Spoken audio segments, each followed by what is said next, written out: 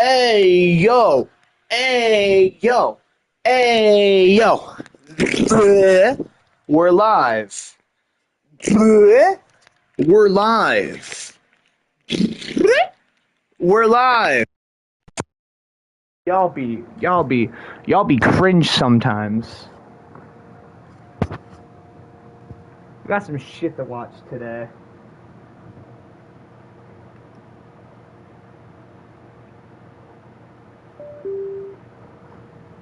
If you listen to the Good Greens playlist, you eat well today.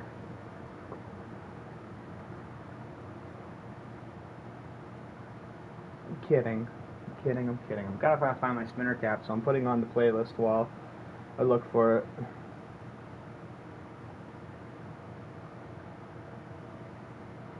And everybody... Each week on I Drink Your Milkshake, this week it's my good friend, Mexican businessman and assassin, Anton Sugar. How are you, Anton? What business is it of yours how I am, friendo? Very good. Good day, old man. I'm going to drink your milkshake. No, you're not. Go get your own milkshake. Let me handle this. What's the most you ever lost? On a coin flip. Call it. Call it? For what? Just call it. We better not be calling it for my milkshake. We're calling it for your milkshake. Sir, please tell your wife to stop bothering me. This isn't my wife. This is a man. A man? Then why do you have a lady's hairdo? That's all the time we have. Join me next week with my special guest, a young pregnant girl named Juno. Where's the bathroom phone, Bonius Jones? I got the urge to purge. It's Brittany, bitch. And Iraq, everywhere like such as. I'm supposed to be the franchise player, and we're in here talking about practice. Ladies and gentlemen, we got him. Out, Charlie! Out!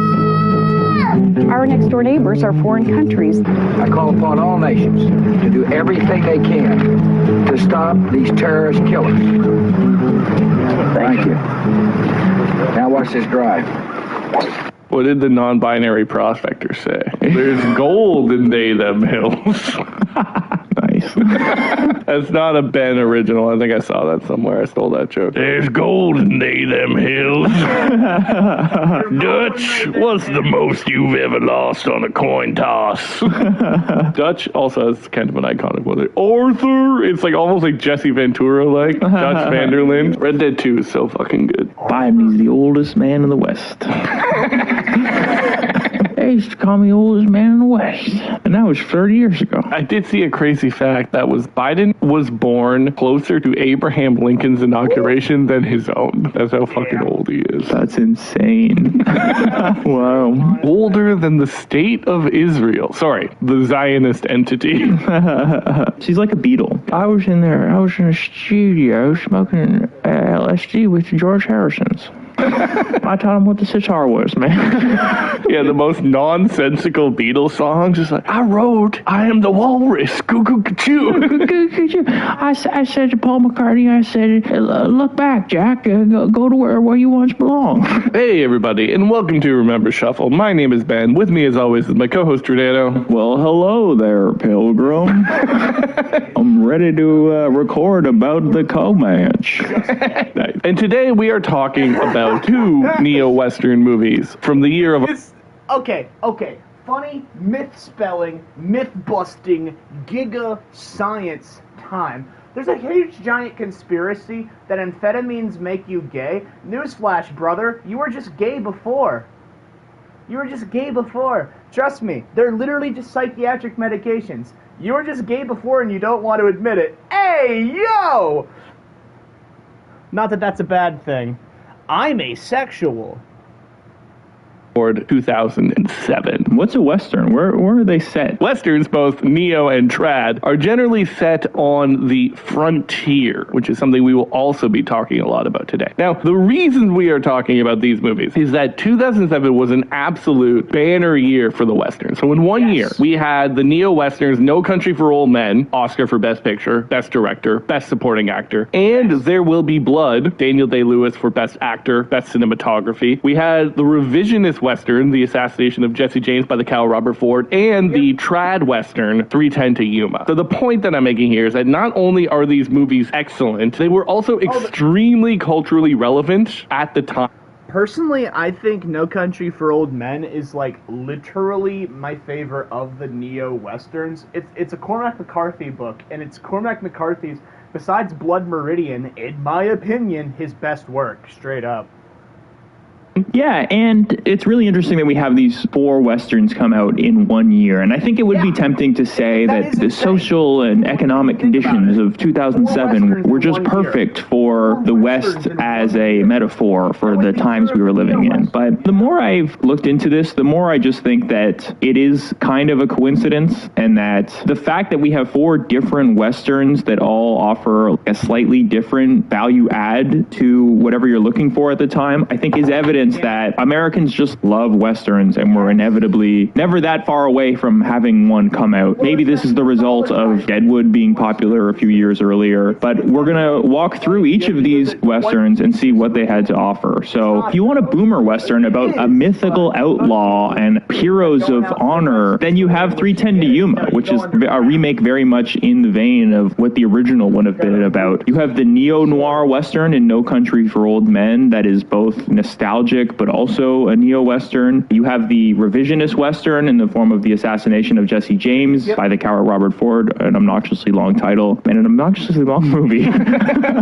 that is kind of talking about the nature of myth and what happens when the myth catches up to you within your own lifetime. And finally, we have probably like the most prescient movie for 2007, which is There Will Be Blood, which is a movie pretty explicitly about oil and capitalism and greed. At a time where a lot of people were saying we went to war for oil, so it's the most on the nose for 2007's contemporary issues. Yeah, at the time where more and more people are talking about climate change, you know, Al Gore's fucking PowerPoint movie had come out at this point. More people are talking about greed, capitalism, technology, oil, etc. It's all there. It's all there in a disgusting soup. Now, gentlemen, if I told you I was a man of jurisprudence, I'd say you would agree. You lost that fucking court case, imaginary Gore. Yeah, we don't want to tie these movies specifically to the year 2007, because I think that would really be throwing a dart in the wall and then drawing the bullseye around it. Really digging down into what made these so quintessentially 2007, not 2006, definitely not 2008, but 2007.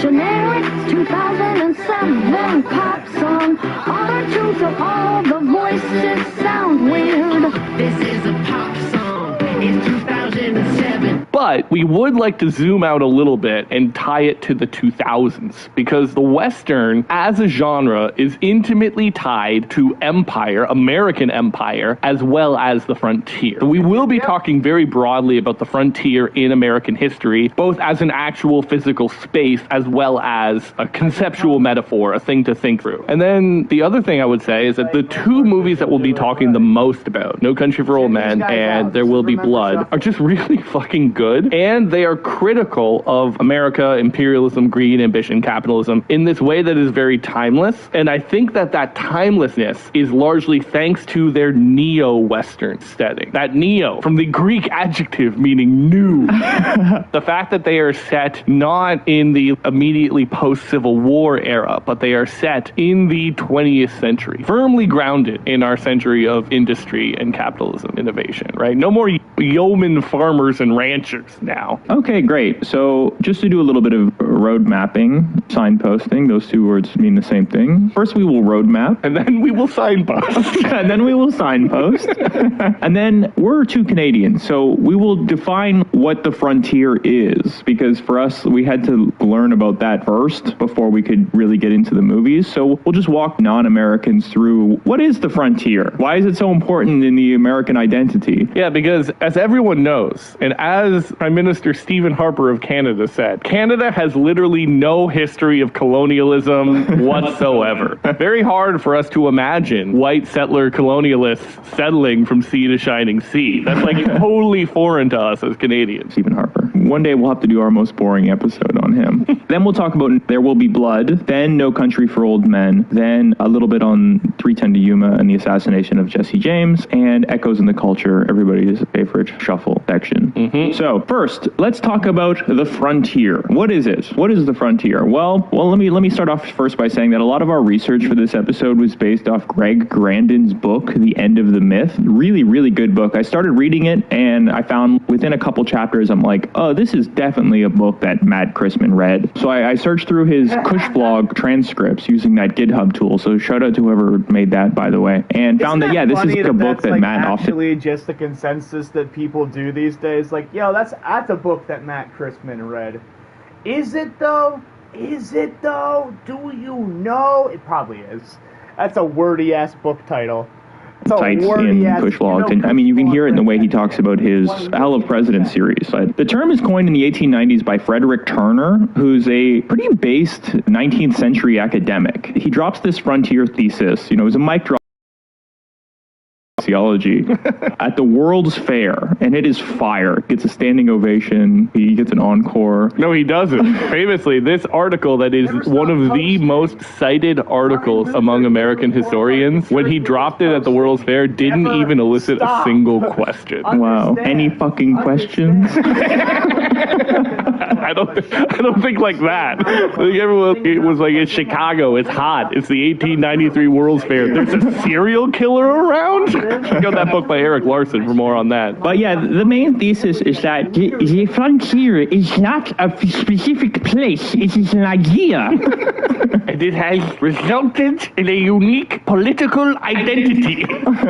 Yeah, but the point is that the frontier it's not a specific place. The frontier is in Virginia. The frontier is in Ohio. The frontier is in Louisiana. The frontier is in California. The frontier is in Alaska. The frontier is not a specific place. Yeah. He's moving. One of the most compelling and based parts of Turner's thesis is that people used to think that it was America that changed the frontier, that Americans had this unique Saxon identity. Yeah, let's be clear, white Americans. It was very racist ideology that thought that, in your DNA as a Saxon is the democracy gene. Yeah, the freedom-loving democracy gene. Morons. And it's funny because they're taking germ theory, which I'm sure was the height of science back then, and being like, okay, what if it's germ theory? Very scientific, but for the democracy gene.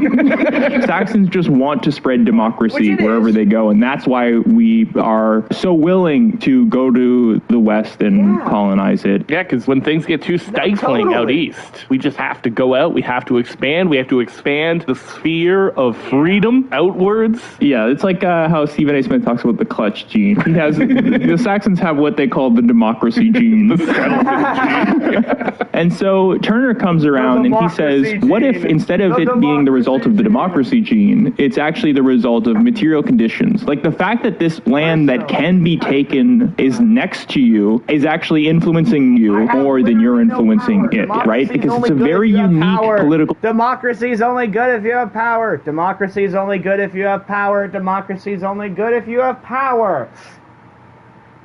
Situation that does not exist basically anywhere else on the planet. Infinite free real estate, yes. And this is what makes the American political identity unique. So it acts as a safety valve, right? What makes America different from Europe? What makes it different from the South American republics that were founded at roughly the same time? Well, whenever there starts to be murmurings of class conflict, you can send out your poor laborers out into the West and give them quote-unquote free, I'm doing this air quotes because it was stolen from Native Americans. You can give them the free real estate so that they can start their own cities and start their own farms. This means that unlike in Europe, there is no Marxist race to the bottom for the wages. It means that wages or labor can remain consistently fairly high. John Quincy Adams, who also was kind of a base president in a lot of ways, very critical of some of these imperialist wars. John Quincy Adams said that America is unique in that it doesn't go abroad searching for monsters to hunt, right? If you want to talk about non-interventionists, yeah, you don't have to. because they don't consider wars against the Native Americans foreign intervention. Like, literally within the bureaucracy, there's always this weirdness where who administers the Native American in the actual government? And Grandin points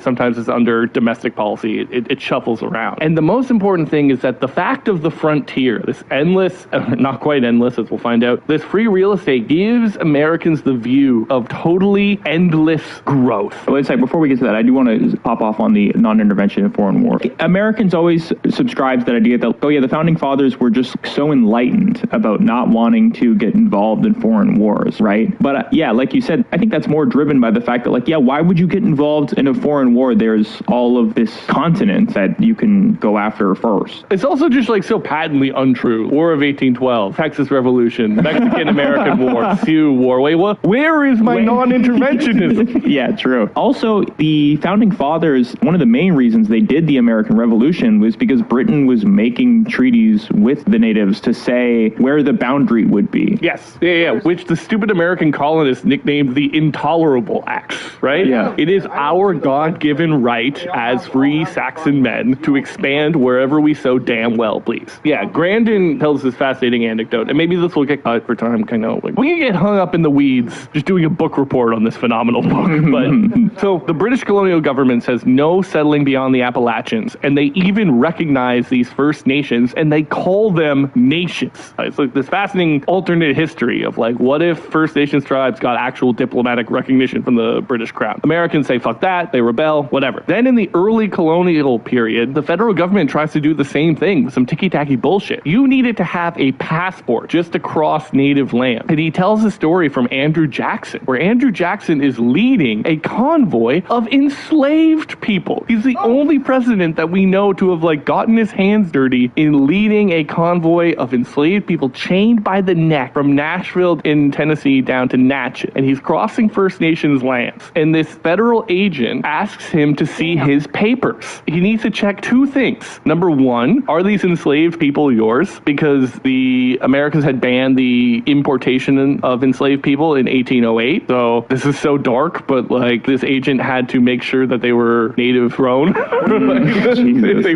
They weren't imported enslaved people. Yeah, keep buying foreign slaves. You know, I only buy American.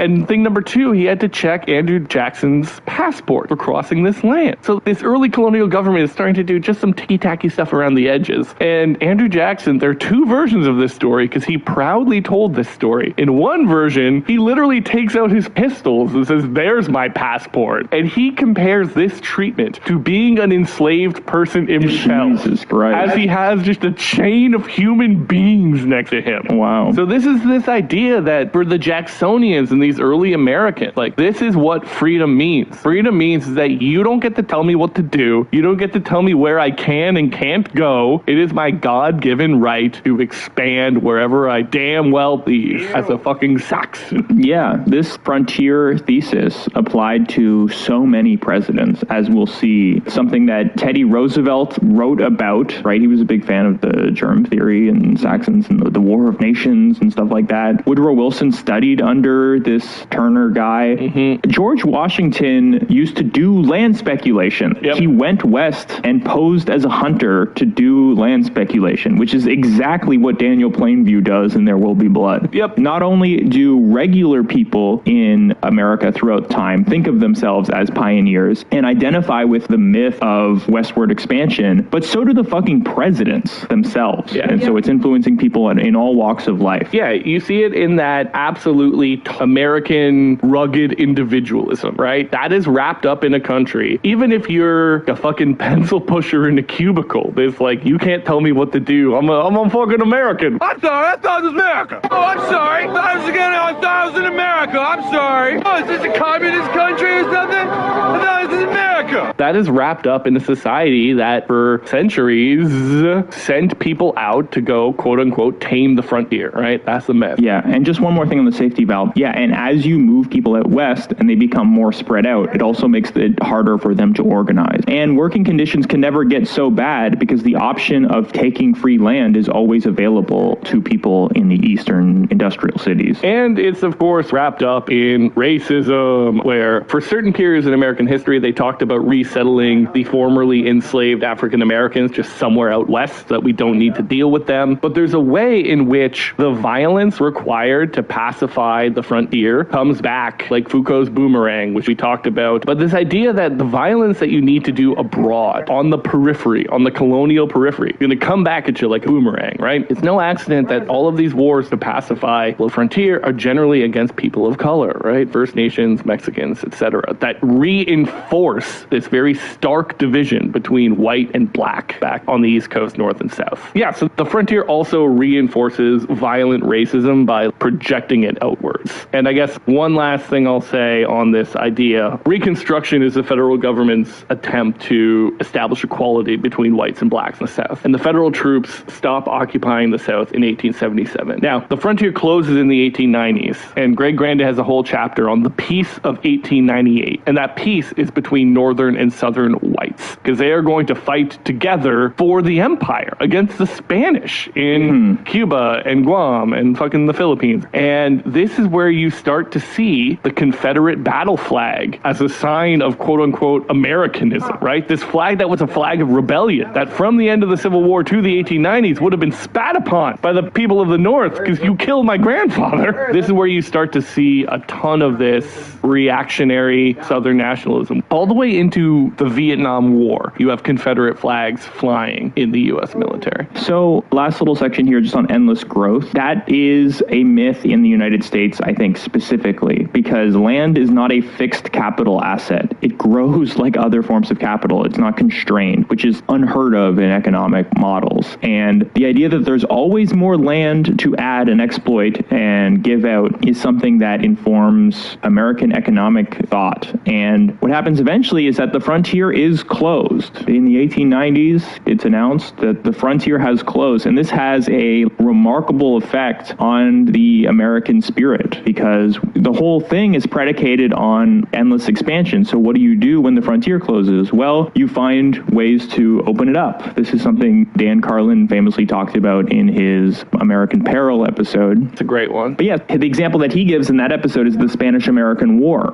Endless growth, the way that you can make that possible is by opening up markets abroad, especially in Latin America. And in this specific case, because it's so early in the United States history, it also means adding territory. Yes, they also do the thing that they said they would never do. They say we're not like those dastardly European empires. We are lovers of freedom. We're a republic. But also we are going to be administering the Philippines and Puerto Rico and Guam and kind of Cuba for a little bit. Yeah, it's funny. When Giordano said the frontier is closed, what does that mean? In the U.S. Census, they used to keep track of the settlement line, the furthest distance that the white settlers had made it. In the 1890 census, they stopped tracking that. There was no reason to. They settled the whole thing. 8 years later, they go to war with Spain. They did not make it a long time without a frontier. They had to find something. I feel like Americans probably learned about the Spanish-American War in their high school history classes. You know, you got Teddy Roosevelt and the Rough Riders charging up San Juan Hill, famous, iconic, and everybody also probably knows that it's all tied up with the media. It's all tied up with this sounds racist, but I don't think it is, the yellow journalism of the time. So yeah, that's the example they give at the time, that there was some manufacturing of consent even in that era. But there were people against the Spanish-American War. I just wonder what their programs, like I remember like Mark Twain, he was against the Spanish-American War. I wonder what kind of media they would have offered anti-war people at the time to look into this clear lie. Like it was all done because the USS Maine sunk in the Havana Harbor, which was clearly an accident with the munitions, but they blamed it on the Spanish. So the even bigger conspiracy is that the Americans blew it up on purpose as a false flag attack. Right. What some people think. Yeah, well, they certainly benefited from that ship going down. Never let a crisis go to waste. But yeah, I mean, where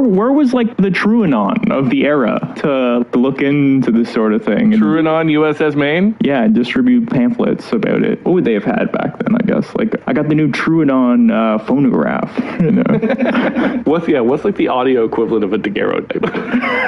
let's see, something called a phonautograph. Phonautograph, the size of this thing. The phonautograph. Oh my God. I just got the new Veracity Incognito phonautograph on the USS Maine. All right, what does that sound like? Okay, so the American government, this is crazy. They said it was an electronically detonated mine, but no cables were ever found, no dead fish, no jets of water, and You're an American. Mining You're a hog.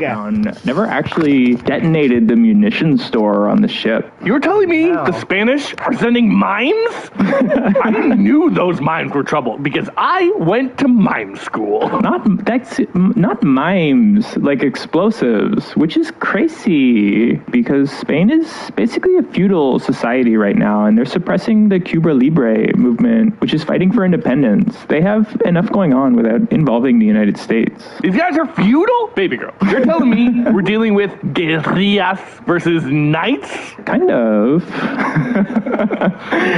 President McKinley has done everything possible to open up the frontier by starting this war. We just got a cable from one of our listeners about President McKinley, Leon Cholgosh, and he tells me he is not a good dude. That's from episode 197 of Veracity Incognito, from their episode McKinley Mined the Maine.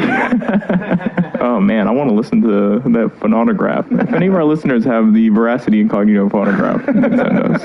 I do that impression of Liz with love. I'm not trying to mock her. I love True and On. It's a great show. It is. It's a great show. Station name, JP Morgan. JP Morgan. JP Morgan. But yeah, as we flash forward through the 20th century, the frontier becomes less an actual place and much more of a metaphor, a way of thinking. You know, we're expanding the sphere of fucking freedom or whatever. And the frontier becomes our side, the West, the freedom-loving West side, whatever that means, of the Iron Curtain. But the freedom, quote unquote, that America is spreading is primarily an economic freedom. It's the freedom for their capital and markets. Look at all the anti-communist coups through the time. And it becomes, yes, this metaphor for perpetual and infinite growth. Yeah, and Reagan ran on this platform of endless growth because Carter was coming out and saying, hey, we're going to have to economize. You know, we're going to have to turn down the thermostat. Yes. God damn it. Yes. And Reagan came out and said, we're never going to have to turn the thermostat down. You can have it all. Yeah. Like a woman in a romantic comedy. You can have it all. And a really funny quote that I love here is that friend of the pod and Remember Shuffle canonized Saint Lizzie Gilbert. Speaking of rom-coms. Yeah, author of Eat, Pray, Love and Coyote Ugly, said that her parents were very strange. They were the only ones on the planet that fit into the Venn diagram of being both pioneers, people who like had a goat farm, and also voted for Reagan twice. And I just thought that that quote was so funny because that is exactly what Reagan was offering, was this endless growth pioneer attitude of living on the frontier. Yeah, because there have been moments, faint glimmers in American history where people have talked about limits. Like, we are living in a time where we are recognizing a hard limit, which is the limit of the planet's fucking resources, right? Climate change is the ultimate limit that we need to think of and rethink our opinion towards growth. I know a lot of environmentalists are proponents of degrowth economics, but if you look at someone like FDR had speeches where he very cavalierly said, yeah, the economy is more complicated now, right? We need to make more interventions in the economy in some way, shape, or form. We're not living on fucking homesteads anymore. We can't let this thing run wild. And then Carter's infamous malaise speech that everyone said damned him. Granted points out that that speech was actually pretty well received at the time. It actually gave him a bump in the polls. When, again, Carter, also like something of an environmentalist, but the solar panels on the White House, is starting to talk about limits. And if there's one thing Americans hate, is limits. Give me my fucking big gulp. Give me my giant ass car. I don't have health care. My double gulp. What's going on?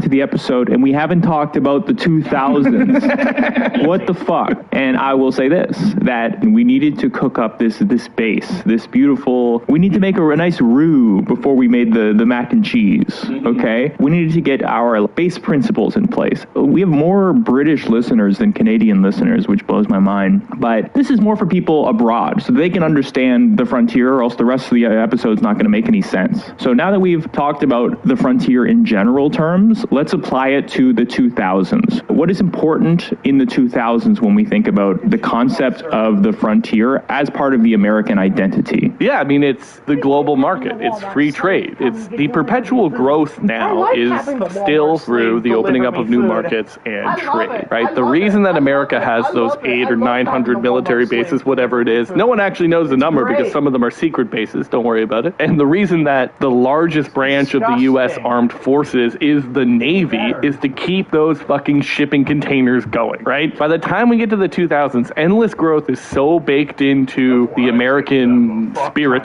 that after 9/11, after this tragedy, what does W tell everyone? Tells everyone to go shopping, right? We need to keep this thing going. The neolibs will talk ad nauseum about the favorite catchphrase of the American empire, the rules-based international order, which is the WTO. It's all of these different trade organizations. It's about keeping the flow of goods going, especially the flow of oil. Yeah, and we want to add more people to the American free market. And one of the largest examples of this, and most fitting in the 2000s, is NAFTA, which is kicking into high gear at this time. Mexico has always been the target of American imperialism, and NAFTA really shook up the social order in Mexico. Basically, anyone who used to grow corn in Mexico had all of their demand replaced by U.S. domestically grown corn in this decade. And corn syrup. And corn syrup. Yeah, it also affected the people there in terms of consumption. And then the trade-off was meant to be that all this American manufacturing would move to the Mexican border cities,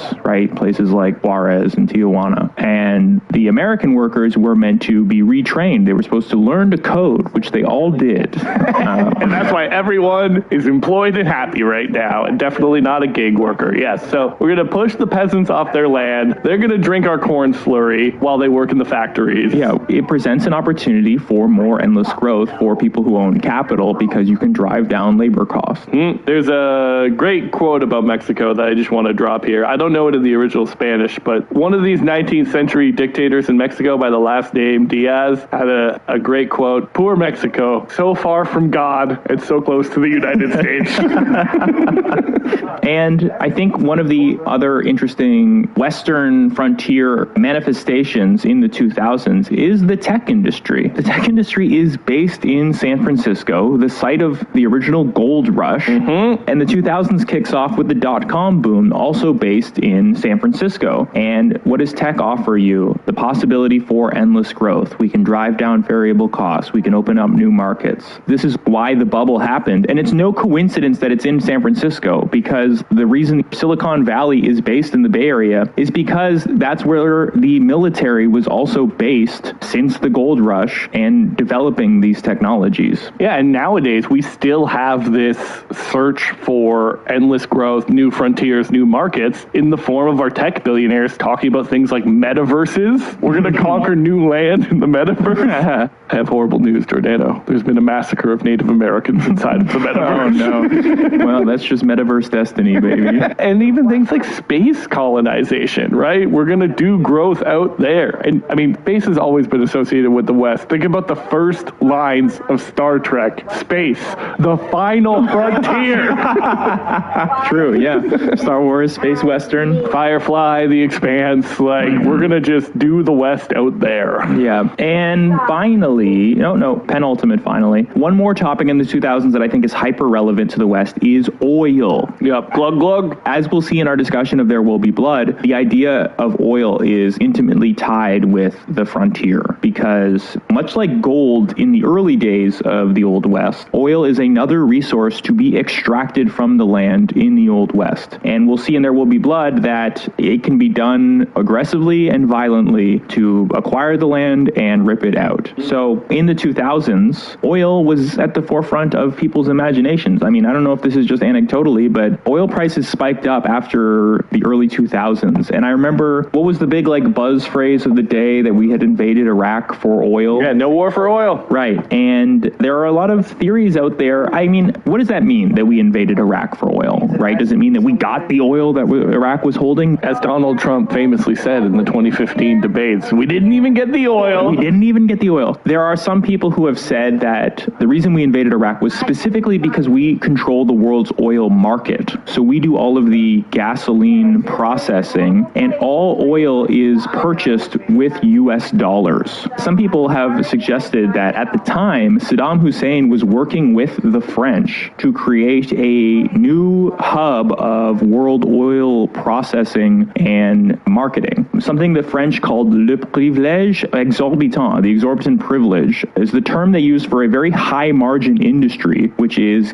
oil refinement. And it's all done, for the most part, in Houston. And Saddam Hussein was talking to the French about opening up a new oil refinement hub. And, we put an end to that pipe dream. To that pipeline dream. And a lot of people say actually that's why the French didn't go with us to Iraq. And even if that's a little too conspiracy pilled for you, I would point out, thanks to fracking, thanks Obama, America is now actually energy independent. So if you were a realist, you might say to yourself, what does America gain from its close relationship with these Gulf state autocracies like Saudi Arabia or the UAE, right? What benefit does it get? And the thing is that it is now a global market. It is a global frontier. It doesn't matter that America doesn't need to import any oil. It matters that these countries ship their oil and natural gas to Europe, like as we saw with the Russian invasion of Ukraine when they had to pivot to gas from the Gulf. And more importantly, it matters that these Gulf autocracies ship their oil and energy to East Asia, the fucking factory of the world, where labor is incredibly cheap and corporate profits can be very, very high. So America needs to keep this global economy running, needs to keep the oil flowing. And to do that, yes, they need to be very, very tight with fucking Mohammed bin Bonesaw. And if anyone tries to rock the boat like Saddam Hussein, we need to kind of nip that in the bud. Yeah, and oil is this fuel source that's going to increase industrialization, which is always a theme in the Old West, is the coming of civilization and the railroad, and oil is the fuel for all of that. And one more thing I'll point out is that Grandin book talks a lot about how Standard Oil acquired oil rights in Mexico, and throughout the early 20th century, the U.S. is always meddling in Mexico's political affairs, and the U.S. is always doing that, going back 200 years. You don't need in the early 20th century, just the U.S. is always meddling in Mexico. But I should say, specifically in the early 20th century, they're doing so to protect Standard Oil's oil rights. And so I thought that was also an interesting parallel to the Iraq War and the United States involvement in the Middle East in the 2000s, right? That we are subject to the whims of Halliburton. So, final point here about the 2000s and how it has to do with the frontier and the idea of the West. Well, the 2000s was a war decade, one of our big war decades. We started two, both were inconclusive. We'll call it ties. We'll call them ties. We were at war throughout the 2000s. Have you heard about this, folks? They're calling it the War on Terror. And the West is our original 100-year-long war. The way that America thinks about wars is through the prism of westward expansion. Especially if it's a bad war. If it's a war that is morally compromised, then you think about it through the lens of the West and the dispossession and extermination of the Native Americans, right? You don't think about World War II through the lens of westward expansion, right? The one good war, but anything else. And you can see that in the names of our military apparatus. The Apache helicopter, the Comanche helicopter, the troop transports that are named the Bisons and the Buffalo. In Vietnam, people made the ear necklaces, right? Reminiscent of something out of Blood Meridian. Fucking George H.W. Bush's oil company, Zapata Oil, is named after... Yeah, it's CIA front oil company. Yeah, is named after a Mexican revolutionary from the Old West. The U.S. loves to sublimate its guilt by taking on the identity of the side they fought against. To be like, I'm actually them. I'm Zapata. I'm the Comanche. 50 years from now, they're going to rebrand the Black Hawk helicopter as the Black Lives Matter helicopter. The Bison and Buffalo troop transports, polar bears and sea turtles. Animals we will no longer have in 50 years. We just watched Black Hawk Down for the pod, which is a movie about the U.S. military. And just watching that movie, you get a sense for how much they love language from the Old West, right? It's a story about Rangers who say things like, those Delta Force guys are a bunch of cowboys. The Bacara Market's the Wild West. It was like the shootout at the OK Corral out there. I would just also say that, yeah, war was on everyone's mind. And again, we don't want to pigeonhole and talk about the uniqueness of 2007, but I would point out that 2006 and 7 are the two bloodiest years of the Iraq War for Americans. This is when the country is starting to spiral into sectarian conflict and civil war. And in January of 2007 is the surge. Not only is America not disengaging, they are going back into Iraq. So yeah, the Westerns as a genre have a history of meditating on America's own imperial and frontier violence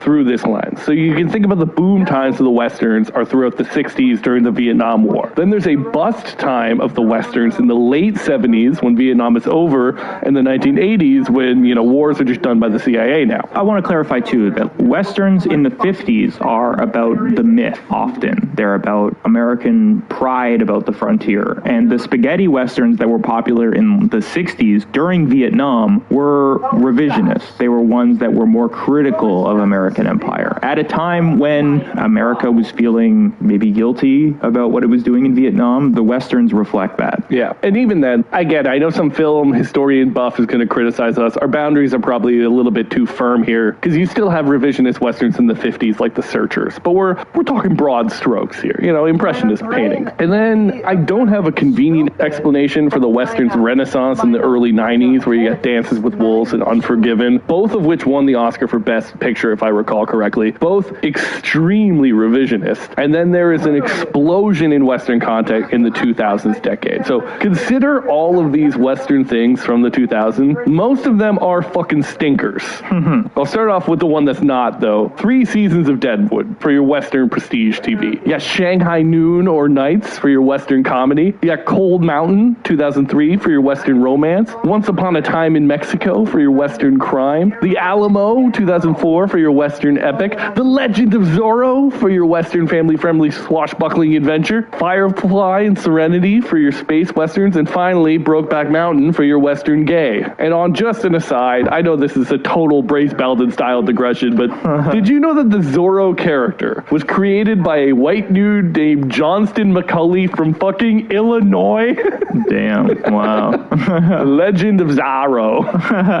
Zorro. So, yeah, this genre clearly has this moment in the 2000s, but I would say that in that same way that New Yorkers are apparently never more than 300 feet away from decent pizza, Americans are just always just 2 seconds away from making a Western. They can't not make a Western. And I think that the ones that we're going to be talking most about today are the best ones from this decade. The pinnacle of the format in the 2000s, for sure. There Will Be Blood and No Country for Old Men. Okay, so let's start off with our first movie. Probably the best movie that we're talking about? I don't know. It's a real toss-up. It's a real toss-up. There Will Be Blood. I've only seen it written. There Will Be Blood. So the plot.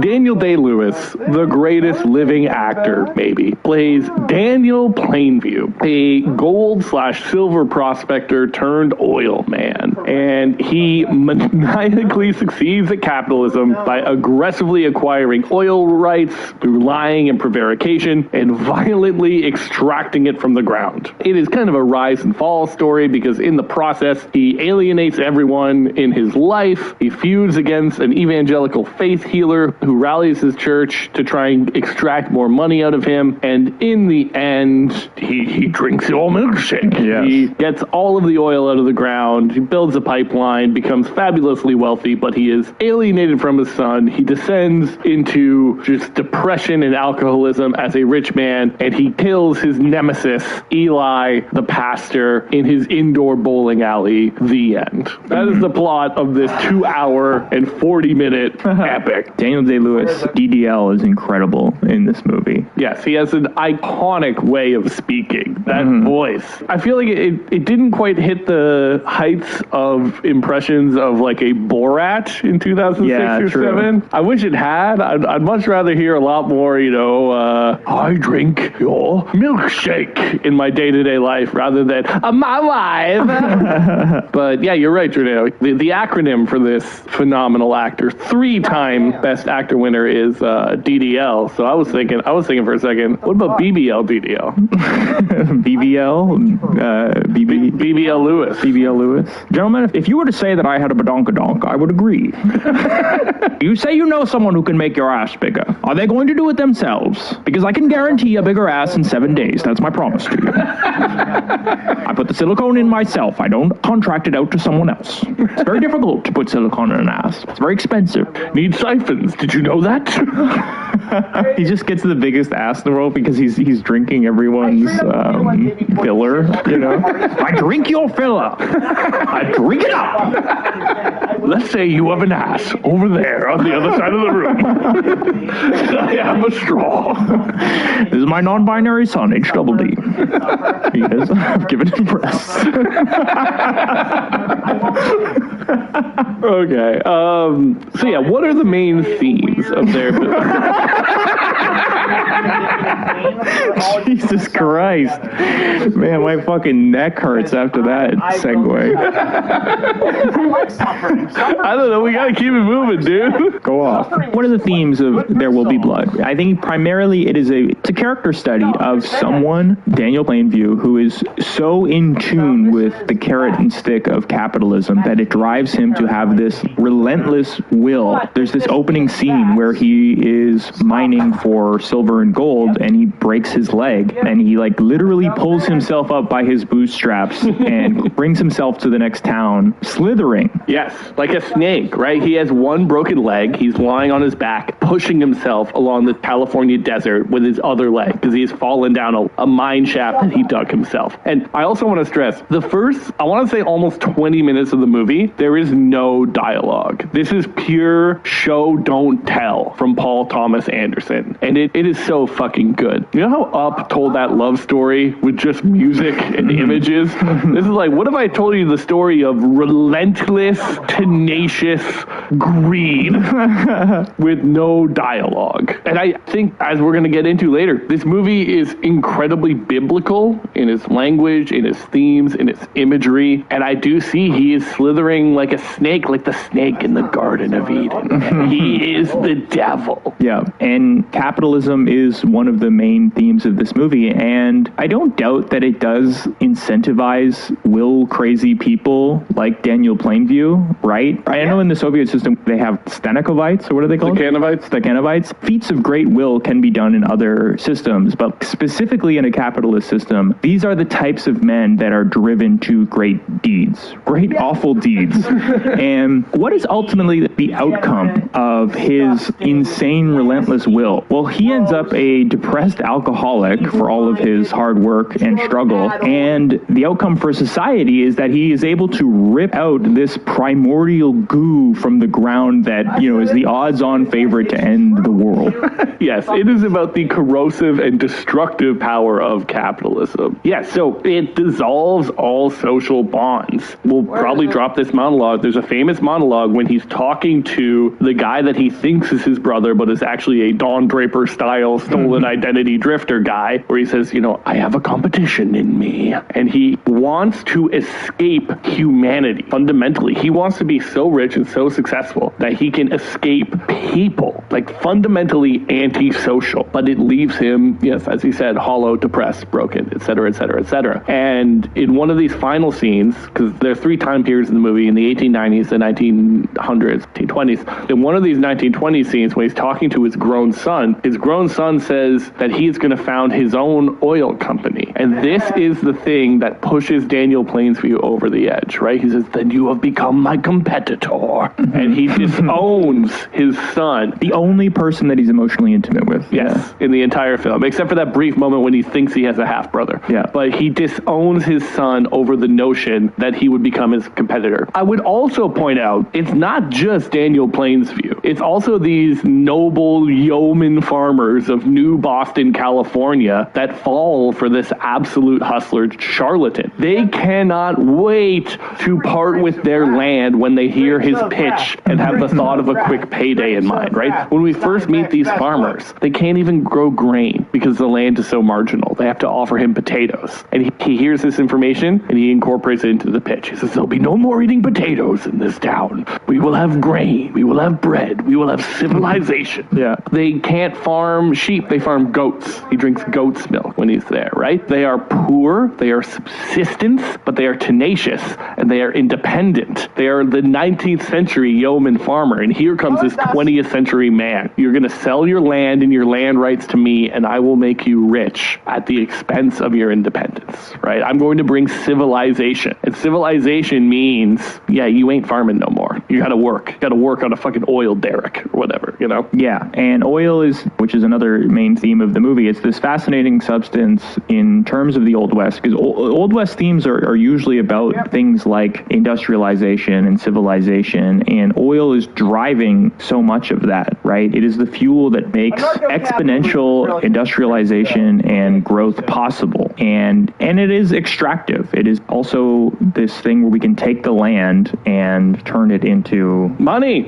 right? Yeah, exactly. Instead of putting something in like crops and labor, we are taking something out of the ground. Yeah. And it's also the double-edged sword, right? They used to be poor but independent and free. Now, with oil, yes, comes prosperity, comes a school and maybe a bigger church, but we see at least 4 industrial accidents, right? With it comes danger. With it comes destruction. There's this scene where, and again, I'm watching this in 2024 now. I'm watching it having spent all the time since 2007 hearing about climate change, seeing the Deepwater Horizon spill and various other pipeline leakages or whatnot, right? And there's a scene where I think it's around when they first strike the oil, they need a place to hold it, and they're just taking the buckets of this disgusting, filthy, death-like goo, and they're just putting it in a pond. There's just a pool of oil in this thing. And you watch it and you recoil in disgust because it is death. It kills us. It kills life and the planet. But in exchange, you get a more comfortable life, right? Yeah, and to me, listen, I'm not going to rag on oil as a fuel source in the 1920s, right? Maybe it was an appropriate fuel source at that time, given what it could offer, right, in terms of production and industrialization. I mean, it's a lot less destructive than whale oil, which I think was the alternative available at the time. I guess.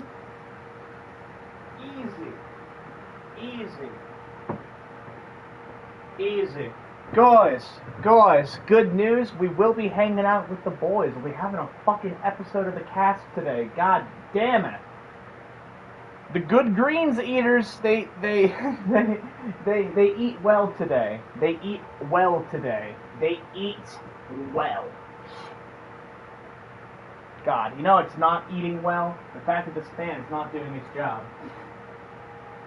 Than whale oil, which I think was the alternative available at the time. I guess my main issue with oil is that we've had alternatives available to us for like 50 years. You mentioned Carter putting solar panels in the White House. When were all those dams built in like the Great Depression, right? We still haven't replaced oil with a more suitable fuel source, even though we've had alternative fuel sources for 100 years, largely because of the oil industry themselves, much like the tobacco industry, lying about the effects of climate change and obfuscating the dangers it poses. We're still using it because it's profitable for people like Daniel Plainsview. Another thing that I think was interesting about the oil industry in this movie was that Daniel Plainsview is like the mom and pop shop of oil production, right? He acts in this movie in opposition to Standard Oil, which is this conglomerate, this more inhuman conglomerate that he competes against, right? He's the oil producer with humanity in this movie, which is wild to think about. Yes. But yeah, we mentioned already in our 2000s section that this movie is especially prescient given the idea that we went into Iraq because of oil. People were freaking out about higher oil prices at the time, and it's such an important part of the decade as a whole. So it's fitting that our Western is about oil extraction. And also interesting that I think the best Western that I think has come out since then, Killers of the Flower Moon, is also about oil extraction. And this same sort of figure, people who violently acquire the rights to it. Yeah, the movie movie does such a great job of portraying oil as this destructive and malevolent force, even as it brings civilization. Like, there's this amazing shot, I believe it's right after the oil derrick is burning down, but it's pitch black night, and Daniel Day-Lewis is covered in oil so that he fades into the blackness of the night, and you're like, oh yeah, this is fucking evil, dude. this is death. Is the temptation that erodes all of your morals. It's funny to always think about Canada trying to posture itself as the leader, having some kind of moral authority on something like climate change. Justin Trudeau, that we actually saw him speak live, I remember in high school. Yes. He came to Windsor to give a speech about climate change sustainability. Mm-hmm. And now that he's been prime minister for 40 years? 10 years. He's done absolutely nothing to He bought a pipeline. And here's the last thing I'll say on oil and capitalism. On one of our previous episodes, I called fossil fuels dino juice. But if you ask any paleontologist, they will tell you, well, actually, the biomass that turns into oil and fossil fuels and natural gas is largely plant life and algae. So here's my new campaign to get the pro-carbon people to change their minds. It's basically veganism, dude. You're burning plants in that car, if you think about it. You can't drive that car because woke, okay? It's a biofuel. Yeah. Now, lithium, that's a masculine element right there. Yeah. I'm more of I try to buy only cars that are powered by peat. Yep. She takes 3 cubic hectares of peat to the mile. Cool. All right. Another major theme of this movie is identity, right? Who are you under this system? I mean, this is a film with a literal changeling, right? That's the word for a found baby, right? Is it? Okay. I didn't know what you meant by that. I thought a changeling was like a monster. Well, kind of. Apparently it's a child believed to have been secretly substituted by fairies. Yeah, no, that's different. Daniel Plainsview adopts an orphan baby as his own son, calls him HW. We never hear what it stands for. The Unspooled podcast suggested that it stands for human worker. This is his only subordinate who he thinks of as an actual human. We have Daniel Plainsview's fraud half-brother who gets his actual half-brother's diary and gets this elaborate fraud going on, who puts himself into Daniel Plainsview's life. And then there's the possibility of an identical twin. So early on in the movie, we have Paul Dano's character, Paul Sunday. Paul Sunday comes up to Daniel Plainsview and offers him a tip about where oil is, right? And he gets, I think, $500 cash for this tip. And then when Daniel Plainsview goes there, we have Paul Dano again, presumably playing an identical twin, and he is Eli Sunday. And Eli Sunday is going to be the primary antagonist. He's going to try and extract more money from Daniel Plainsview for the land. He's going to be a faith healer. He's going to curse the well, question mark. And so one reading of this film is that they're one and the same character. And I actually find this reading very compelling, right? Where Eli Sunday actually does want the oil rigs to come. He does want the prosperity. He is just as ambitious,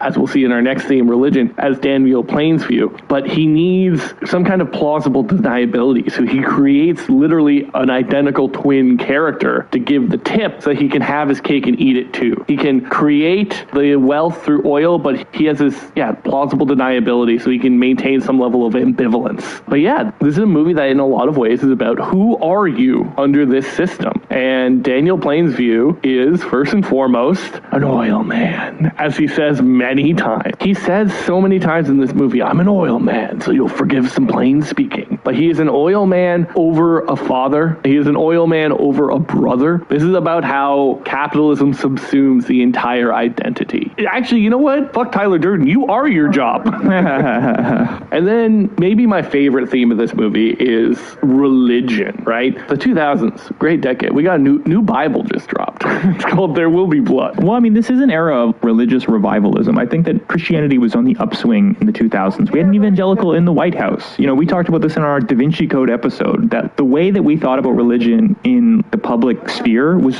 so different from the way we do now. Christianity, I feel like, is given a lot more leeway now because it's accepted its fate as being a less integral part of society. But in the 2000s, 2000s, it was at the forefront of our thoughts because we had the evangelical in the White House. We had a lot of religious debate about what should be taught in school. I guess like now we get the abortion rights. But yeah, and they just said in Louisiana you got to put the 10 Commandments up in every classroom. I think, yeah, it's still with us and annoying. It's just they're a little bit more subtle about it now, I guess. But it's reflected in this movie because the way that the common people are able to defend against Daniel Plainview is through their religious social bonds. Mm-hmm. And we see throughout this movie a litany of religious imagery. Yes. So we see virtually every one of the different sacraments of the Catholic faith. We either see the actual sacrament or we see one that's done with oil, right? Oil is your God, this movie says very unsubtly. This movie, yeah, it's about the conflict between capitalism/oil and religion. And spoiler alert, capitalism wins. It triumphs. This is your God. So we see literally in that first 20-minute scene, we see someone anoint a baby with an oil thumbprint. That's like a confirmation or baptism. We have a baptism in oil when DDL beats the shit out of Paul Dano and holds him in the oil, right? You are being baptized in this thing that I'm creating. We see a normal, wedding or whatever. We see death rites after the industrial accident. We see DDL confess his sins to the entire congregation. I have abandoned my son. And between the literal sacraments and the metaphorical ones with oil, it's all of them. It's all of the sacraments of the Catholic faith, all whatever of them. And I would also add in Old Testament / Hebrew Bible poetry, they don't have rhyming of sound. They don't have rhyming with meter. They have rhyming of sense.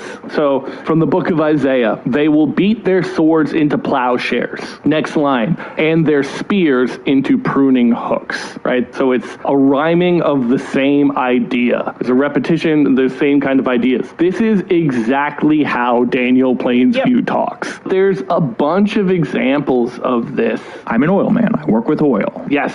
Yeah. The dry air will be good for him. The doctors say he needs dry air, right? The way he talks is incredibly linked to the Bible. And Daniel Plainview is that final scene in the 1920s. So Eli shows up. He's wearing a nice suit. He's got a bright silver bling style cross. He says he's been working in radio. He's gone from being a faith healer in the hinterlands of Southern California, get out Satan, to a fucking preacher on the radio. You're not doing faith healing on the radio. He did a guest appearance on Veracity Incognito. He's completely sold out. He walks into Daniel Plainview's house. He pours himself 3 glasses of Scotch whiskey and starts drinking them. And how does he lose all of his money? He loses his money in the stock market. And he comes to Daniel Plainview to sell one last parcel of land in New Boston that had been a holdout. He says, okay, I can get him to sell it to you if you give me a certain amount of money. And DDL, pure evil that he is,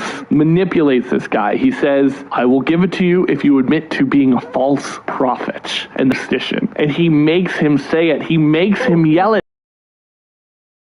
The preacher abandons his faith for a quick payday. And that's when we have the excellent reveal of Daniel Plainview saying there is no oil there because he drank it in through seepage or drainage. Yes, that's it, not seepage, but drainage. I drink your milkshake. And that's amazing, right? The preacher is revealed to be a hypocrite, blah, blah, blah, blah, blah. But my favorite bit about this scene, I feel like maybe not everyone picked up on. This is a reverse Hamlet. So in Hamlet has the chance to kill his wicked scheming Uncle Claudius when he's in the confession booth. But he hesitates. He's Hamlet. That's what the play is about. But he hesitates because Claudius is in prayer. And if he kills Claudius in prayer, Claudius will be sent to heaven. And Hamlet, to avenge his father, needs to be sure that Claudius will be sent to hell. Daniel Plainview wants to be sure that Eli Sunday gets sent to hell. So his last act on this mortal coil is to abandon his faith, and then Daniel Plainview kills him. Yeah. Beautiful. Amazing. Yeah. Phenomenal. He's such an amazingly evil character. To be like, renounce your faith, not going to give you anything, and then kill you. Yeah. Like just a triple gut punch to Eli. Not only am I not going to give it to you, I've already won, actually. Yeah. And yeah, I mean, we talked about religion helping the social bonds, giving him an adversary, but capitalism, the same thing that drives Daniel Plainview, has also completely corroded the religious organization that's supposed to give the people some kind of social defense against the Daniel Plainview industry. Against predatory industry. Yeah, exactly. Okay, so let's finish up with a little discussion on the style of the movie quickly. It's an epic. We mentioned that the first 14 minutes has only like ominous tones, no dialogue. It was very compelling. Shout out to Paul Thomas Anderson for making a movie very different from Boogie Nights. And yeah, unlike the movie we're going to talk about next, No Country for Old Men, it is not ambiguous at all about the outcome or the characters. It is pretty plainly saying what you think. Oil is bad. Capitalism is bad. Capitalism lets the most evil people in your society rise to the top. Yes. And one of my favorite features about this movie is that it's funny. I think to be a perfect movie or a very good movie, you should have a few moments that make people laugh out loud. And this movie has many. I laughed so hard of that scene of Daniel Plainview in the gutter of his private bowling alley. Yes. Just playing with that idea of waking up in the gutter, you know, usually referring to like the ditch, like the side of the road. But instead it's in your private bowling alley. Like you're such a depressed, rich alcoholic that's the proverbial gutter you're waking up in. Yeah. Of course, Daniel Day-Lewis throwing the bowling balls at Eli is insanely funny, especially knowing too that was apparently unscripted and something Daniel Day-Lewis just figured, you know what, this Paul Dano is not much of a man. He'll understand. Working with Daniel Day-Lewis must be so difficult. We were at the craft service table, like, so Daniel, what'd you get up to this weekend? What business is of yours what I got up to this weekend? What I got up to this weekend was firmly outside of your interests. Also, yeah, can you imagine being Daniel Day-Lewis's children? Like during the important development years of a child, your father changing identities every couple years from like Bill the Butcher to Daniel Plainview. To Abraham Lincoln.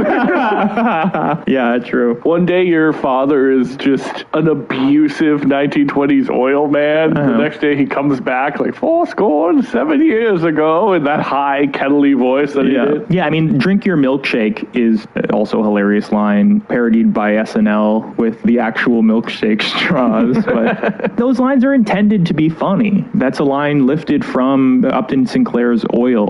Oil, Jeb! Yeah, it has an exclamation point. The drink your milkshake line. Is it really? Yeah.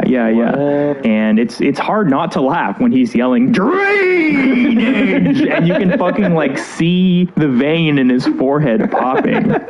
He's an insane man. Yeah. Very funny guy. Yes. Anyway, let's move on. We've run a little long, so let's get to our other neo-Western that is one of the best from the decade even. So, No Country for Old Men, 2007, the Coen brothers. I would actually like to start with talking about the characters before we do the plot, because I just think it's kind of interesting. No Country for Old Men has three main characters that are all variations on a theme, and that theme is the independent, hyper-competent, white, violent frontier man, right? The cowboy, the John Wayne or whatever. But they have different, as I would say, D&D alignments. And the movie tells this, Slaughter Seinfeld story where the three stories interweave and intersect in interesting ways on the borderlands between the U.S. and Mexico. And the film and the book, which we both read, clearly wants you to compare these three men to one another. And as we'll see, there's quite literally at least one, maybe 2 points where each of the three of them come to the same spot in quick succession, and you get to see how they approach it. So if you're an idiot, like we were in 2007, you might think that the main character is Llewellyn Moss, Josh Brolin's character, who's a Vietnam vet. He's described as a good old boy, hunter, trailer living guy, welder, and he is the first guy to come upon a dope deal gone bad in the desert. He sees all these trucks in a circle, a briefcase with $2 million in 1980s money, and he takes it knowing full well that he's jeopardized the safety of his entire family and that the people he stole stole it from will never stop looking for it. So his D&D alignment is like chaotic good, or maybe even chaotic neutral, I would say. Second main character, Anton Chigurh, not Sugar, played by friend of the pod, Javier Bardem. Relentless, psychopathic, violent killer sent to retrieve the money with a freaky bowl haircut. And he is a force of nature. But for him, it's about his rules. It's about fate and rules and a system of a kind, right? He enjoys his killing and his chaos, but he has some hard, uncompromising code about randomness and fate, as we see in that iconic coin flip scene, D&D alignment, lawful, evil. And finally, we got Ed Tom Bell, the sheriff of Terrell County, and he's definitely one of the old men of the title. He's the lawman. He's also hyper competent. He's detail oriented, and he is just fundamentally unable to do his job of sheriff in this world. D&D alignment, lawful good. And I think here's a great passage from the novel from Ed Tom Bell describing the job of sheriff. I won't do the voice.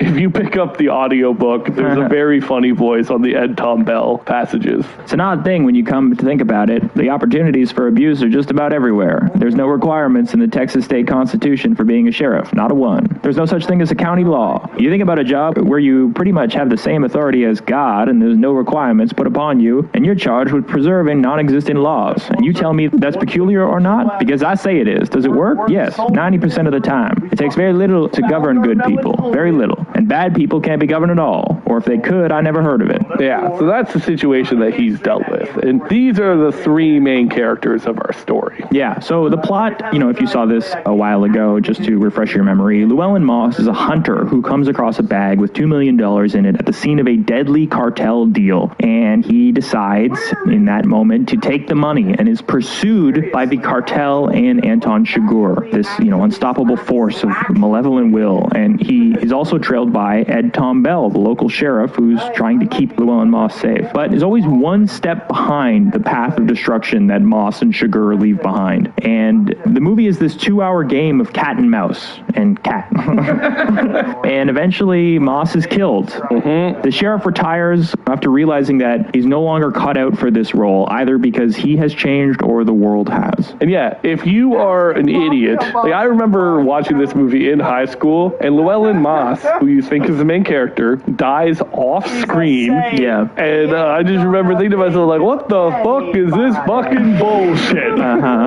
Yeah. Did not get it at all. So yeah, that's the plot. Those are our characters. There's a lot you could say about this movie and book. We're giving you just a little snapshot here. But one of the main themes in this book is fate, choice, free will, all these things that are kind of wrapped up together, right? So I think the biggest example of this is going to be that iconic coin flip scene where Anton Chigurh asks a gas station clerk to call a coin flip. Doesn't tell him what it's for, but you as the viewer know that it's whether or not he's going to kill that guy. Then he does it again in one of the final scenes of the movie with Llewellyn Moss's widow. Fate is your life path that's totally outside of your control. Anton Chigurh has this view that everyone's fates just bring them to him, right? Every choice that you make is actually fate. Every choice that those around you make are part of your fate, right? He kills Llewellyn Moss's widow, or he gives her the chance to get out with the coin flip, I guess, because Llewellyn Moss refused to hand over the money, right? He sees this as pure, straight cause and effect, where he said to Llewellyn Moss, if you give me the money, I'm still going to kill you, but I'll let your wife live. Llewellyn Moss didn't. He tried to resist his fate. He tried to shake his fist at the gods, like Sisyphus, pulling up the boulder. And instead, because he didn't, Anton Chigurh literally thinks kind of like it's nothing personal. This is your fate. Your fate has brought you to me. So he has this philosophy that there is this thing as fate, but fate is guided by every choice that you and those around you make. Even Llewellyn kind of knows this because he has a bunch of lines how by making this choice, he has fundamentally radically altered everyone's lives around him, right? I guess that's the opposite of fate in that there is a choice that you can make. Llewellyn knows by choosing to pick up this money, he has fundamentally changed everyone's lives in one way, shape, or form, right? Yes. The movie is about to what extent do we have free will? What are the consequences of our choices? Can we resist fate in the form of Anton? Of the technology, it's like, holy shit, oil in the instance. It's like, okay, you have access to oil now, right? And there will be blood. There will be blood. You have access to oil now. Oil's a massive technology. We've been playing as the Houston Oilers for the last...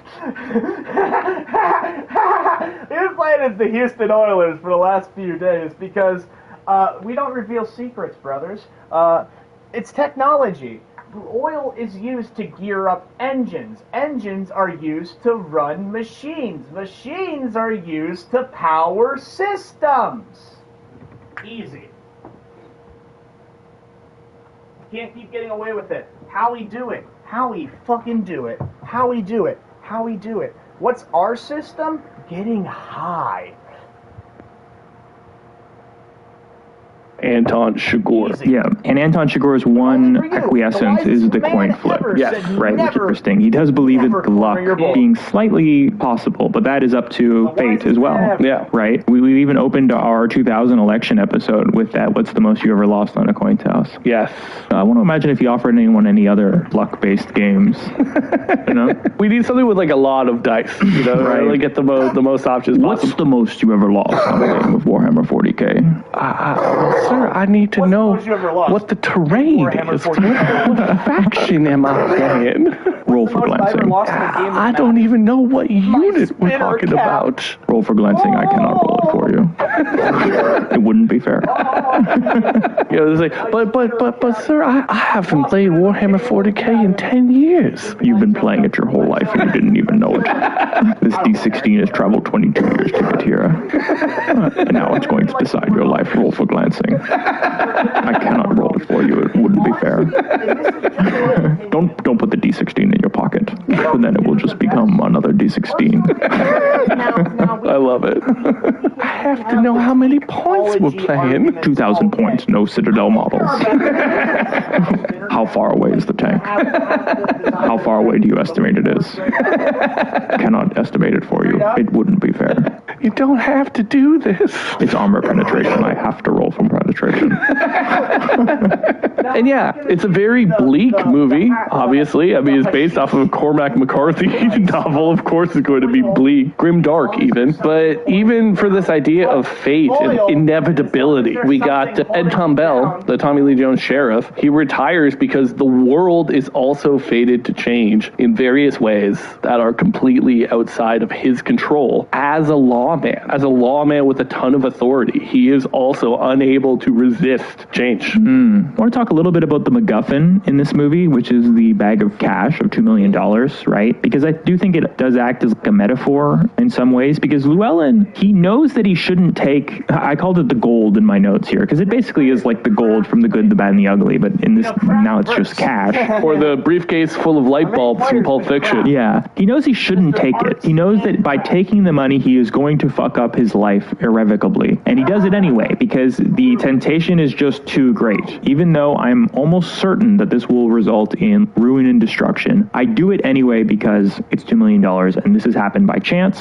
and I'm the one who got lucky. I have to do this. So it's just too great of a temptation. And I think that there's a lot wrapped up there in the myth of the Old West, right? If you have all of this land next to you and you can take it, the temptation is of course there to take it, even if it's going to ruin the social and political structure of your country. Yeah, it's another thing from the Grandin book. I hate to go back to the book report part of the episode, but the middle 19th century, when they were expanding into Texas and then Mexico, some of the voices opposed to expansion, like John Quincy Adams, like Abraham Lincoln in his one term as representative, they come up with the idea of blowback ahead of time. Like, okay, yes, you're going to have another war to take more land, to extend the free states and the slave states. And what are you going to have? What's going to happen after that? There's going to be another one. And JQA actually has a line like, are you ready for all of these wars? It only perpetuates more. Exponential growth requires more and endless growth, right? There's this notion of the hyper-individualistic frontiersman that is wrapped up in the West, and that is Llewellyn Moss. He's a welder who lives in a trailer park. Welder, veteran, hunter, right? He thinks he can beat the odds through his sheer force of will and individuality. And unlike Daniel Plainsview, you, he cannot, right? That's one of the major differences between these movies. So I'm a huge fan of the sci-fi novel series, The Expanse. I haven't watched the show because it was a Canadian sci-fi show, so I know it'll probably not be good. The Expanse has this sick universe. It just has like bad plot and characters and writing, but the universe is amazing. And one of the things in the universe is that they have people living in the outer belt, and they're people who have grown up in zero G, so they physically are different. These space frontier people, their limbs are elongated. They can't go to Earth because they would just die. But the Beltas, as they are called, are all hyper competent. They are all like frontiersmen. They think they are just like, there's something about them because of their harsh environment, living in microgravity their entire lives, that just make them more competent than their Earth counterpart, right? And I found myself thinking about the Expanse Beltas a lot when I was watching these, because they even develop a Belta nationalist movement at one point. Yeah, we're built different. Life out on the frontier makes you harder, makes you more competent, makes you more individualistic, it makes you more violent also. Another major theme in No Country for Old Men is change and nostalgia. Yeah, so throughout the book, great book by the way, would highly recommend. Tom, the sheriff, Ed Tom Bell, he goes on these boomer rants, probably 6 or 7 times. You know, and he's just talking about how the world is becoming more violent and unrestrainable and unrecognizable to him. And it really does come off as a boomer rant where you're not really sure if the author is meaning. Fun story. Fun story. I am stupid. I'll be the first to admit it. I was playing Fallout New Vegas recently, and basically, the only ending that I love the independent ending. I'm a yes man, best man. No yes man? No, hear me out, because yes man was yes man is simply a computer. Yes man is literally a computer program. See, the real answer to yes man is Benny. Benny, you let it swing. You let it fucking swing. What happens when you let it swing? Make sure we're still online, because I will repeat this. I've slept on it. You let it swing. Oh, we're live. We're live and alive. Make sure it's all good. We're live and alive. We're live and alive. You let it swing, you let it swing, you let it swing. I've been playing Fallout New Vegas lately. Whenever I get a little bit depressed, that is my go-to game to boot up. Besides City Skylines. You know, consistent gamer. Fallout New Vegas is probably one of the best games ever. In my humble opinion, in my sassy to Sasquatch, big Les sticker owning humble opinion. God damn. God fucking damn. It is. I'll tell you why. I'll tell you. I don't know, I just think it's the best Fallout. Go watch like the H Bomber Guy video for more. No one will take Duck down. No one will take Duck down. No one will take Duck down.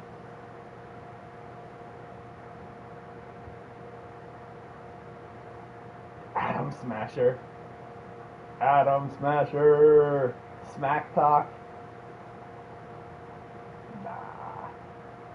No, you gotta let it swing. You gotta let it swing. You gotta let it swing though. You gotta let it fucking swing. Swing a ding ding ding. Swing a ding ding ding. Benny, best character. You see, the truth is, the game was rigged from the start. Gets shot in the head. Reboots. Every time I play that game, I just do what I want. Think about it. Where the fuck is my spinner cap? That don't matter. That don't matter.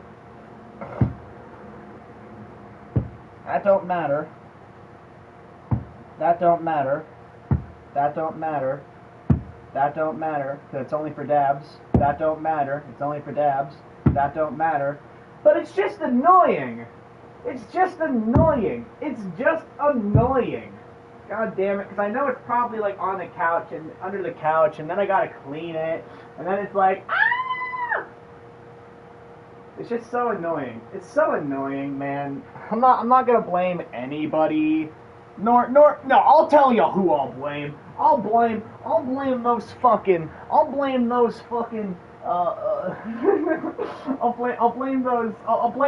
I'll blame them. It's them, I tell ya. It's them. Who are them? They're the worst things you've ever seen, brother. You don't even want to know them. Oh, God. You don't want to know them. They're awful, awful, awful, awful, awful, awful, awful. Awful. Awful. Don't do them. Don't be them. Don't even think about them. Unless, you're going to one of those Dr. Reverends. Because those Dr. Reverends know what they're talking about. And they know what they got. Easy. Oh! How he do it? Memes, son. The DNA of the soul. Let's carry on with the podcast.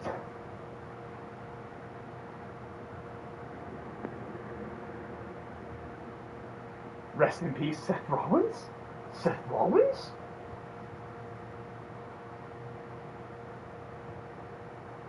One eye.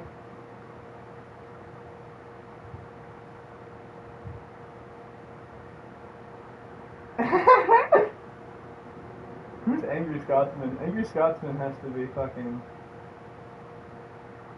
You ain't gonna beat me. Oh, he's gonna stunner you, man. He's gonna stone cold stunner you.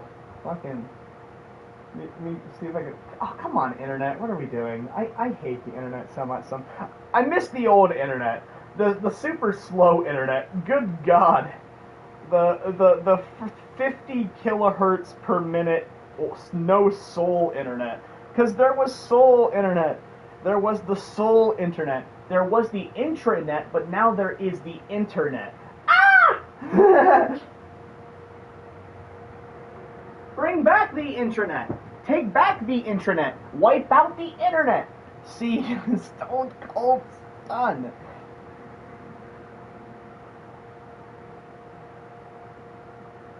Load. Damn it. Fucking load the GIF. Load the GIF, damn it. There we are. Easy. You should listen to that prof guy. He's a fucking professor. He literally just be spitting straight truths, you know. Oh God, we gotta talk about Boogie. Oh, we gotta, don't we? Well, I think we'll finish the Remember Shuffle.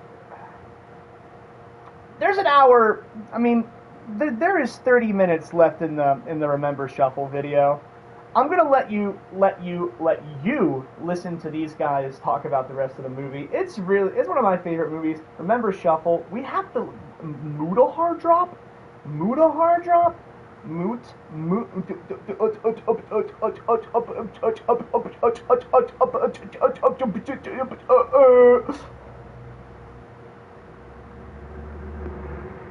It's gonna hit me with an ad. I'm sorry. It's me, Mutahar, and 11 days ago I made a video talking about Boogie and his crypto shenanigans. You know, when he was running with that fatty token? Now, I normally don't really care too much about the Boogie video. We hang with the boys, and then we go on Twitch. Make the Twitch switch, by the way. Jesus Christ, holy hell. Plug 1, plug 2, plug... Ladies and gentlemen, YouTube sucks. YouTube sucks.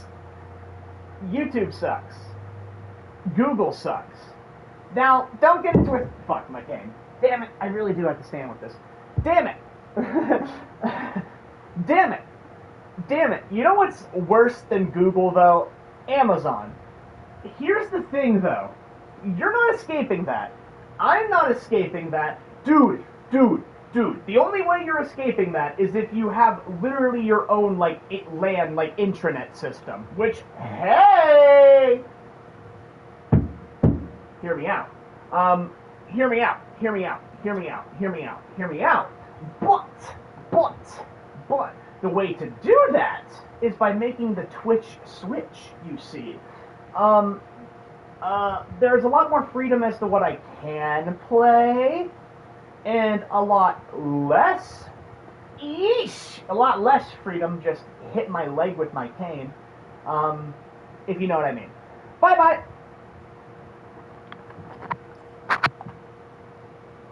Kidding. Y'all thought I was actually gonna go that easy. Y'all thought. We gotta finish the Good Greens playlist, unfortunately. New Mutahar stuff, though. Once we play the Good Greens playlist, we'll be on Twitch, I swear! Videos, unless something egregious happens. And if you're reading the title to this, Boogie has basically been caught lying about having cancer, okay? Now, I want to preface this video by saying, like, disinfection, like Lysol, there is a 0.00001% chance that the cancer may be there. But last night, a stream happened on Boogie's podcast, LolCal Live, that might go down in internet history as the most insane immolation that a creator could have done to themselves, where Boogie was pressed to basically prove that he had this cancer that he was guilt-tripping the entire internet with, and proceeded not to. So in order to understand what's going on here, I'm going to take you back to the Fatty Token scam first, okay? Now, CoffeeZilla, good friend, me and the channel, uploaded a video on his second channel called Confronting Boogie 2988 on Crypto Scam. Now, Boogie ran a crypto scam. He pushed a crypto scam on his audience known as Fatty Token. Basically a meme token, as he calls it, where basically he pretended to be Andrew Tate, exposed his audience to the Solana meme coin on this website called Pump.Fun, where, again, his fans get exposed, like, to a shark of crypto investors and scammers, and basically people end up losing money. Okay, that's unfortunately the reality of the situation. Now, it's because of this stuff that Boogie had started to actually melt down afterwards because of it. Now, some of the things that he posted in the Telegram chat after he ended up having a video from me come out about this situation, he was like, I didn't watch Mutahar's video. How bad was it? I would recommend that you watch it. Can't be worse than the other 12 he's made on me at this point. Dude has such a weird hate boner for me. Maybe if his wife would put out, he wouldn't be this way. Now, I find it weird when a 50-year-old talks about another man's relationship sexually like that. I mean, dog, at least my wife, is around my age. You still have to go to the daycare for crying out loud. Get out of here, pal. So, of course, are you planning on doing any response to both Coffee and Muta? I wouldn't even know where to begin. And I have to travel tomorrow for 2 weeks, so I don't know that I'll be able to. I'm not enough of an expert to be able to poke holes in what they said, even though I know it's clearly false in most regards. If it's clearly false, poking holes should be easy, all right? The Swiss cheese is there, dog. Stick your fingers through. I'm just going to do what I always do, which is let the internet think what it wants about me and keep doing what I do. So again, ladies and gentlemen, it gets even wilder. Older posts from Boogie start arising, where he himself says back in 2021, do not invest in crypto, a YouTuber promotes. Well, thank you, Yoda. When asked even further about this, ladies and gentlemen, in 2021, he even said, altruistically, I've been emailed by 2 cryptocurrency companies who want me to promote their shitcoin. As much as I like money, I refuse. If you're going to invest, find a long-term safe coin and don't invest more than you can afford to lose. Shitcoins are worse than gambling. Also, my heart goes out to the people who lost their egg on that shitcoin nonsense. Good God. So yeah, it's clearly enough that... or anything like that. Don't. There. You want to invest in capital. Here's a novel thought. A, Bitcoin or Ethereum. Bitcoin. I mean, I have $3. Mostly because that shit has never recovered. It's so up, so down. It's getting. But like, holy shit. Holy fuck. People be out here just buying poop coin, goop coin. Dude, I need to make dab coin. Dab coin. No, that's awful. Awful. Scam richer people. Scam richer people. Jesus Christ. If, holy shit, if you're gonna find the One Piece, scam richer people. Jesus Christ.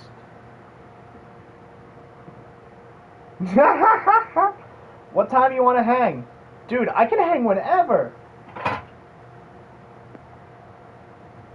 What? Anytime. Anytime. Scam richer people. Scam richer fucking people. Easy. Don't be scamming The man knows what is a bat coin, but it is what it is, right? Now, after all of this, ladies and gentlemen, Boogie basically keeps coping, and he even puts out like this half-hearted apology where he said, if any fan comes forward, let us know you lost money on the coin. I had every coin I owned deleted from the internet and burnt. I proved this to Muda and Coffee, what and you can see that the public. Easiest scam in the West. I be getting you to listen to the Good Greens, and then I be getting you to smoke the Good Greens. Hey, yo! I did not wish to profit from selling this coin, and I never did.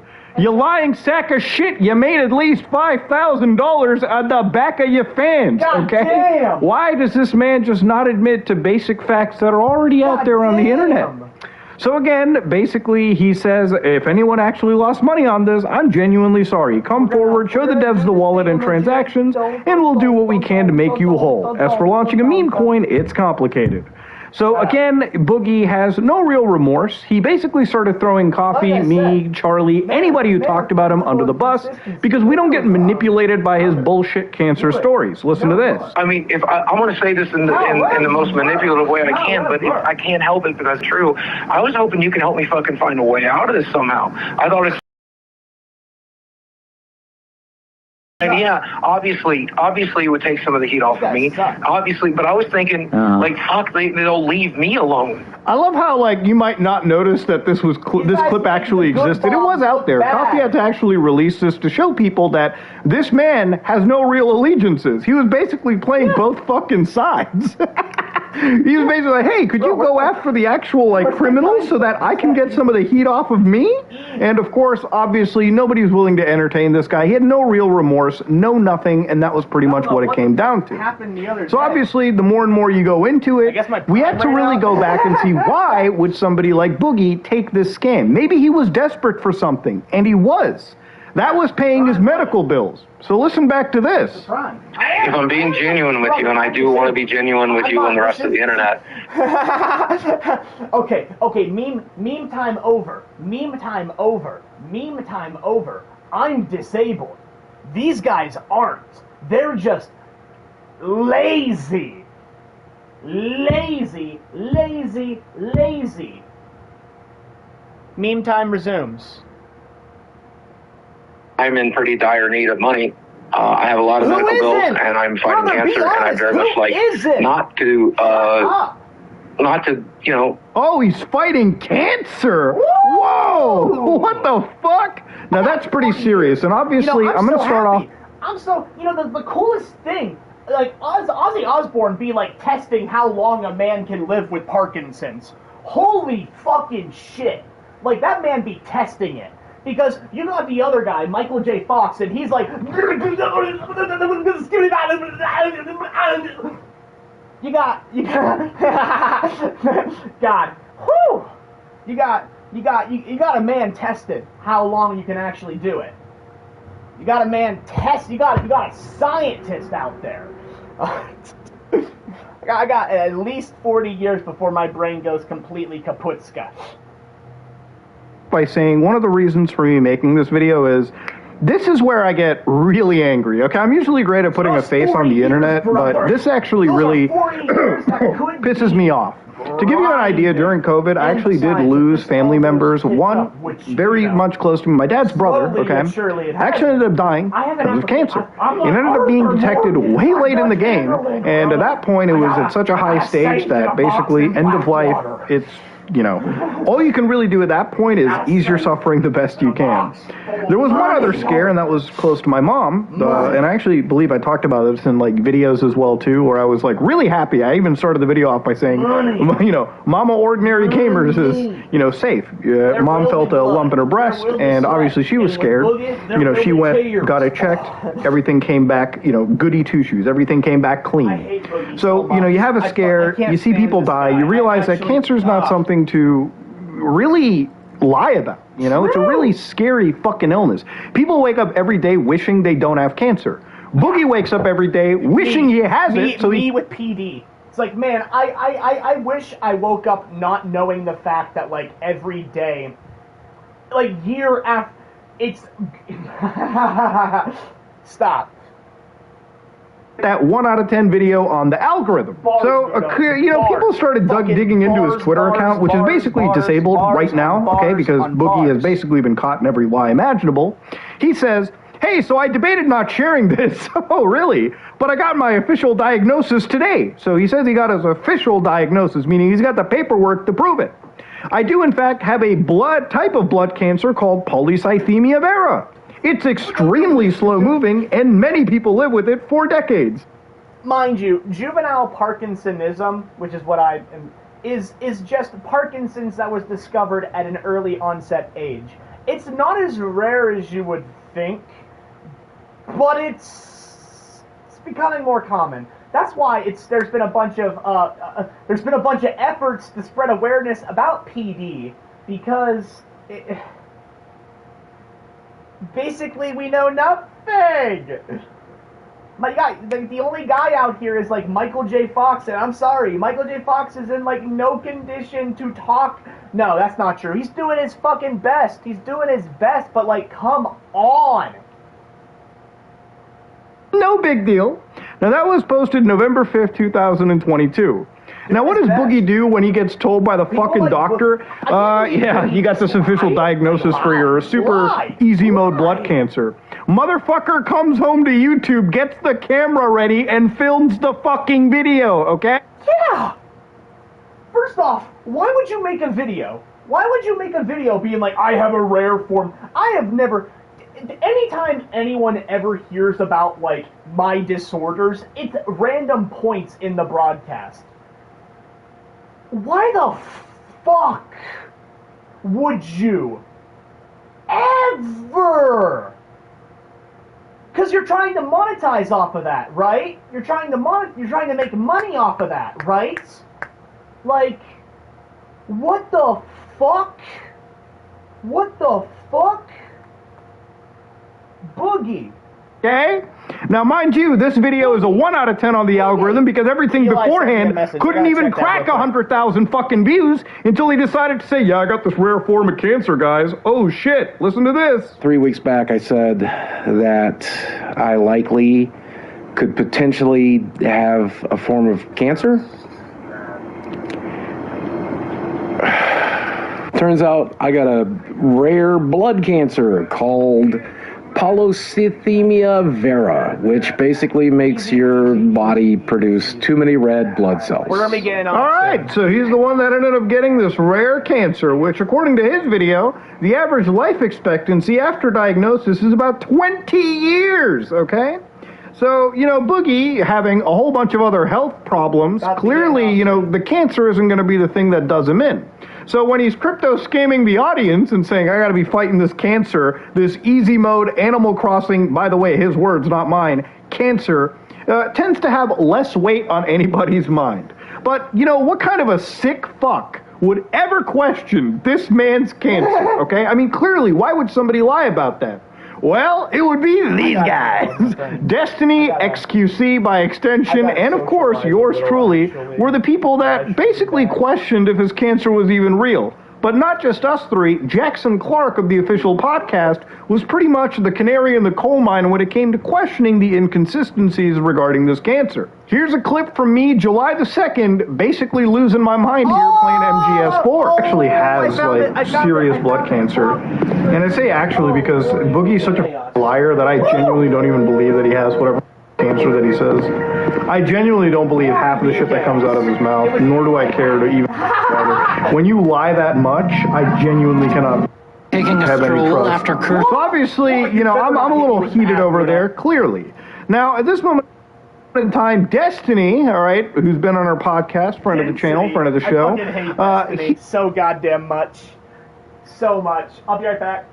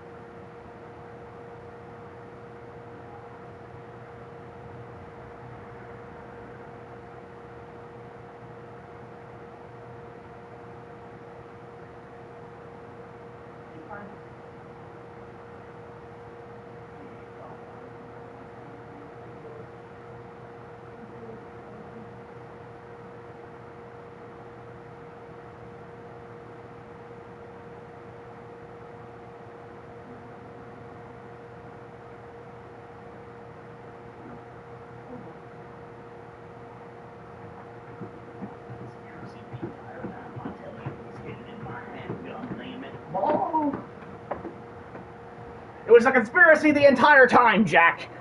My spinner cap was hidden in my hat. Blah! A conspiracy. It's true, I tell you. It's true, Jack. It's true. The One Piece, it's real too. You just gotta, I don't know, have some fun and learn. Anyway, Boogie? Boogie? Boogie? Drink up, ye hearties.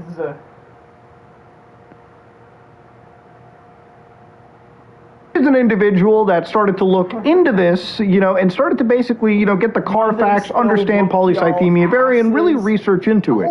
And then he decided to confront Boogie on that LolCal live stream. So let's actually listen to exactly how that actually went. Boogie, 2488, you are being confronted tonight. Go ahead. I am 99% sure that you are faking. No, don't move on. You are faking your cancer diagnosis, Boogie. Did the doctor ever tell you, or did he ever say the word cancer? What the fuck you mean? He said polycythemia vera, which is a form of cancer, as he explained it to me. So I think it is secondary polycythemia. Well, then why would he call it polycythemia vera? Why would he tell me that I have hormone markers in my blood that tells me I have polycythemia vera? Why does he... Brother, these people know way too much about the disorder that they're talking about. They know way too much. I don't know, like, what the fuck. All I know is, like, the basis of what the disorder is. Disease, which is essentially down the line in my life. The dopamine receptors are just, like, gonna be less, if that makes sense. These guys, like, don't get it twisted. I've watched videos trying to learn more about specifics of whatever the fuck's going on up here. But, like, god damn, they know way, way too much. Fuck you, Bill. You will lose tonight and rest in peace. We're Tony Hawk out here. Woo! They're going after. Order a bone marrow biopsy to confirm it. Well, if he ordered a bone marrow biopsy to confirm it, it would be weird that you told us that you already had a diagnosis and a confirmation. Because the markers are in my blood. The hormone markers are in my blood, Destiny. Correct. But you said that you had received the diagnosis, but now you just told me you got a bone marrow biopsy. It's a diagnosis, and now we're confirming. It's called a confirmation. The hormone markers are already in my blood. Yep. And So I think we are what happened is confirming it with the they said biopsy everything- because I'm wanting to do that, because I'm praying to God I don't cancer. I just don't understand why you won't just go grab a piece of paper and just disprove them. Like, you have all these feelings. Wait a So, you know what I pray to God for? I pray to God I don't wake up with a fucking shoe on my face. That's what I pray to God for. What the fuck do you mean pray that? You either have something or you don't. Like, especially it's like you're in remission, right? You're in remission. You know what I mean? Like you know. It's that simple. I don't like. I lost my sister to cancer. This shit kind of annoys me, you know. People faking diseases all the fucking time really annoys me. It really does. It really does. It really does. Don't get it fucking twisted. Don't get it twisted. This is probably the thing that annoys me. Because I'm stuck here with a disease that